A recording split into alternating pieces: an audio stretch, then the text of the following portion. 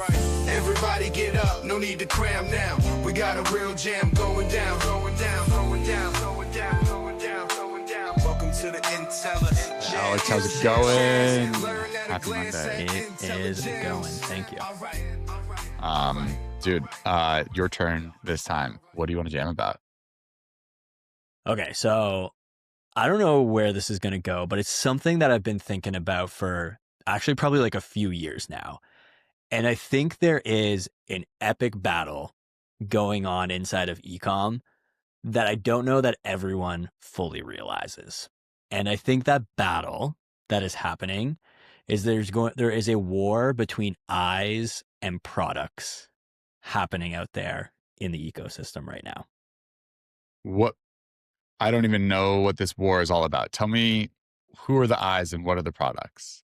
Okay, so if you think about like the average ecom brand is going to find the majority of its customers through paid advertising. So there's this like balance where like a good chunk of most e-commerce brands' budget is going to go to those ads. So like, let's say like the two top line items are meta ads and inventory. So there is this like balance that I need to keep between like getting eyes and actually having products. And I think the two people that are fighting each other here is actually like Shopify and the ecom platforms versus the social networks with the eyes. And I think you've like seen this start to happen to some extent with Shopify with like the shop app trying to like get more eyes to like insert the products into. You're seeing this with like TikTok shops and like Meta, I don't know, are they called Meta shops? Facebook shops and Instagram shops. Like you're seeing those people who own the eyes trying to give a place for the products, and you're seeing those who own the products trying to find ways to create more of like that marketplace and like get more eyes on said products. Is the point of the products about whether or not I am spending money on inventory to have the product to deliver to said eyeballs? Or is it more about, I mean, the way I see even Shopify's play as well as Meta's play is more about owning the checkout, and that there's just a lot of transaction fees and like value to be made by owning checkout. So when you own the checkout, there is a lot of money to be made. The transaction fees that are flying through there. Now the question. So maybe if I were to characterize what you're saying in my words, the two highest value creation for e-commerce is one, driving demand, and two, owning the checkout. Is that right? I don't know if they're necessarily the two. Let's just say for argument's sake, yes. And I think that like one big player has one and the other big players have the other. And there's this kind of like working together. But I think if you look on a long enough horizon, both of those guys are looking at each other and being like, I want the other piece. How do I make that happen? Got it. How does one company that owns the checkout and the products generate more of the demand? And the other is the company that generates the demand also own the product experience and the checkout. So I have a thought on this, but I'm going to flip it to you, which is like, which position is better to be in? Like right now, would you rather own the transactions and like the platform with the products on it? Or would you rather own the eyeballs and the attention and not have the transaction or the product? I think that maybe that's less obvious that I'm giving this credence to, because otherwise you wouldn't have had this as a jam. But I think that it's obvious. And the obvious answer in my mind is that the eyeballs are much harder to generate than being able to own the checkout experience. And social networks in general are very much a chicken and egg problem. And they have in the category itself has this term network, and you have this concept of network effects. And then concept of network effects is when you have these positive reinforcement loops, which is the larger the network, the more attractive the network and the larger it becomes. And you have this this positive flywheel effect that it just sort of makes it spin faster and faster, which in turn makes them really, really difficult to disrupt.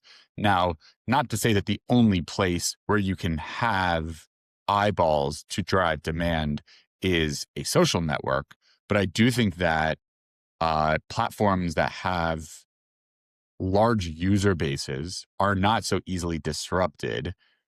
Being able to drive checkout does not seems relatively commoditized. And so the fact that Facebook shop and Meta shop or the whatever Instagram shop was marginally successful, to me was an execution outcome more so than a strategic outcome. So anyway, I'm going to say that the demand is the higher lock-in, higher value, less of a commodity.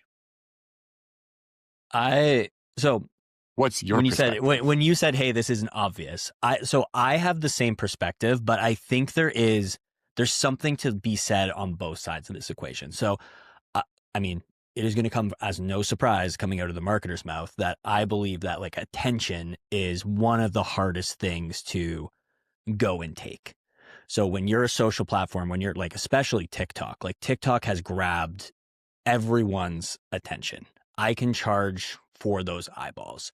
Now you've been hitting on the checkout experience pretty hard. And I think that's important, but also too is Shopify has a massive network effect in terms of brands and retailers. That is the place to be if I'm selling a product. Now, these Instagram shops, TikTok shops, they are, like you were saying, marginally successful at getting people to list there. But I don't think outside of Amazon, I bet if we were to poll our customers and just everyone in general, I don't think anyone is seeing Instagram shops or TikTok shops as outperforming their D2C site. Let's call it on a 3 to 5 year horizon. They probably see that as that might be the future, but not on a truncated one. So I have all these eyes and one has a checkout experience, but I need products to transact. And I think the reason this popped up again for me is Meta has been pushing their products on the social platforms really hard this holiday season. Do they have their own? Does Meta have their own product? What does Meta sell? The Oculus. Oculus? Okay. Yep. Oculus, the Ray-Bans, the Meta Ray-Bans. So they're starting to have a few of these products. And it's interesting because now their products have this unfair advantage that no one else has. So I open Messenger and all of a sudden it's telling me about the Oculus at the top of Messenger, or it's telling me about the Meta Ray-Bans at the top of Messenger. And they're introducing their own products into these even higher leverage eyeball spots that aren't even open to everyone else. So it's hey, do I need to pull a bunch of do I need to bring retailers onto the platform, or am I able to become a retailer myself? Do I just and the reason I bring this up is because it actually is kind of akin to influencers in the D2C space right now, because I view influencers as the perfect balance of both of these things. I own my own demand, I have eyeballs, and I launch products into that set of eyeballs. And now Facebook's basically being I'm doing that too. Yeah, I think an interesting twist in this is the Amazon, and you sort of alluded to that. I think Amazon is the intersection of eyeballs and products. Obviously, Amazon has its own products. They have a huge catalog of third-party products, and they also have eyeballs. I think there's a lot of times, I don't know about you in Canada, but for me in the United States, when I want something, sometimes the first place I go is Amazon.com and type into the search bar. So it's or the app. I'm thinking about I want to get, I don't know, a new lotion for my skin, then I might go to Amazon and type in skin cream or something like that. And so I think that a lot of the stores that are on Shopify do a lot of volume through Amazon because they have both the eyeballs and a compelling sort of product listings and checkout experience. So I think that where Meta failed was on the product listings and experience and checkout, where I would say Amazon did it slightly better, but neither did it well. And maybe the gap is, and this might be a bit of my bias in the fact that I serve mostly brands that are D2C and like they are selling their brand as much or more than they are selling their product. And I don't think Amazon or Instagram made it very conducive to selling your brand story. And so if you had a much more effective way of selling a brand story through those platforms, I wonder if maybe it would have been more effective and more successful. And so and again, I don't see why that would be hard to execute on. And so I let's throw another maybe not a curveball into the mix, which is LLMs and chat agents, where it's like, can I get that branded experience and that discovery, right? Like OpenAI might have lots of eyeballs and they have 800 million weekly active users and they know a tremendous amount about me. And so, by the way, in reality, if I want a new skin cream because I have eczema, I would probably go to ChatGPT, not Amazon.com, and say, hey, I have sensitive skin. It's dry. I'm treating eczema. Which cream do you recommend for that? And why? And go from there. And so I wonder, I don't know.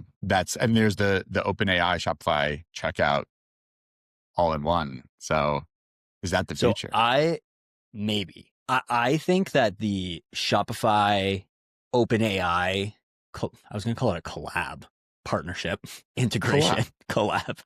Yeah. It's a drop. It's a drop. For me, like even when you were just talking about Amazon is interesting. But the reason I didn't put it into the same categorization is like, the eyes for me is I want to be able to grab passive eyes, not necessarily active eyes. And what I mean by that is like, when you said you go to Amazon, and I do too, is like, I am actively yes, I am like, I need a product, I'm going there. And the LLMs are actually the same, where it's like, at least they are today, some point in the future, we've talked about this in a previous jam, is like, they are going to open that up for advertising, and like, it is drastically going to change. But I still have to actively like search something out or like have a problem. Where like on the social network or on TikTok, like, and in the influencer world, is like, I'm just flying through there. Like, I'm having fun. I'm killing time. I'm not shopping. And like, I can intersect that. And an interesting point that you make, I mean, paid search and SEO have both been around for a long time. That is that sort of like active demand where, hey, I am interested in skin cream. I go into google.com, I search skin cream, I have paid results, I have organic results, and that can drive demand. It has always been true, I think, for these D2C brands that paid search and organic search are a lower percentage of sales than paid social, which means that and part of it is that you can't scale paid search very effectively. Like if people only search for skin cream, that you can't get them to search more for skin cream, right? You can only serve as much as they are searching, whereas you can always scale paid social. And so what's interesting about this point is actually that counterintuitively, people buy more of the stuff that they don't think they need or aren't actively looking for than the stuff that they do, which maybe it's only counterintuitive to me because I have never converted on an Instagram ad or purchase. So I don't know. Like it is hard to believe that people buy more stuff they didn't intend to buy than stuff that they did intend to buy. I don't know. Like, I don't know if I've actually ever bought anything from an Instagram ad, but I've definitely been influenced by it. Like Ketone IQ is just hounding me on Instagram right now with all like my biking content that I'm consuming. They're like right there. And then shout out to Caldera Labs. They are also just killing the social ads because like I definitely want their products as well. But like Yeah, I think like that's why I started this off with like, hey, Shopify versus the social networks. And like I alluded to Amazon, but I like kind of left it out because like Amazon's still very much like it still feels like it's the retailer. Like, hey, I go here and like Amazon does have a ton of products. It's mostly basics. Amazon batteries, Amazon paper, Amazon, and then they copy things that just sell well. And like they find like, I'm going to be the no name. I'm going to be like the product of this. No, but you can buy branded products on Amazon too. Yes. Yes. But I'm saying Amazon doesn't have like, that's not true. They do have, man, if anyone's curious, go look up like Amazon's brand labels. They actually have a ton in a lot of different categories, like baby toys, bedding, home. Like there's all sorts of like brands that look like brands that are actually Amazon. So like they're also doing this. So maybe it's actually not a battle. Like I was looking at it as like a head to head. We probably have a Venn diagram here where we have like the brand platform, the big retailer, and the eyeballs. And there's like this like intersection inside of here. Cause even in that social play, there are people who are going to try to intersect that leisure browsing and they'll send it to Amazon. Like they won't send it to their own site. Like they'll just send it there for the transaction to happen. Interesting. Yeah. I mean,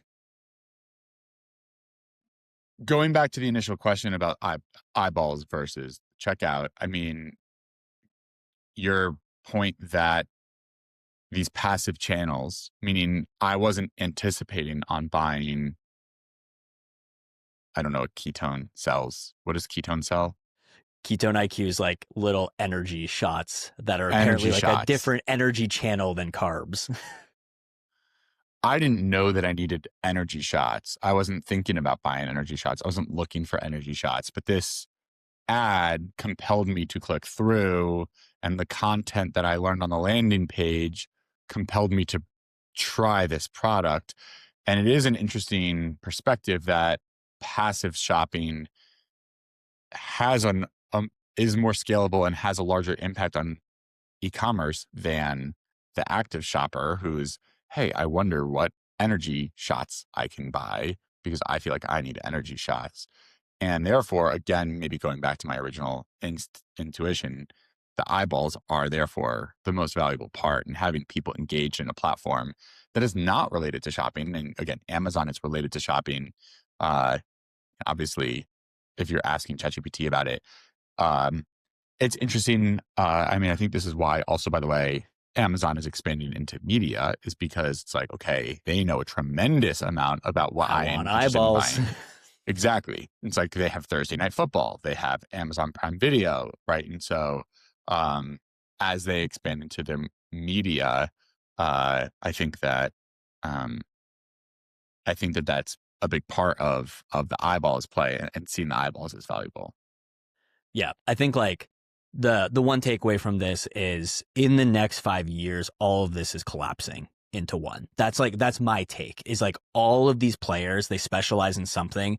They're adding the other because they want to just collapse this into, I own the leisure passive, like fun browsing, and I can insert the products and like the checkout and the transaction into it, or go the other way. And we have this like Venn diagram. So I don't know. It's something I've like always thinking about. And that Facebook Oculus ad, I was just like, damn, there they go. Like full product integration into a channel that's not available to anyone else. Like they're going to turn those eyeballs into purchases of Ray-Bans and Oculuses. Yeah. Yeah. I mean, this is not investment advice, but maybe we should all be going and buying Meta stock right now. Definitely not investment advice.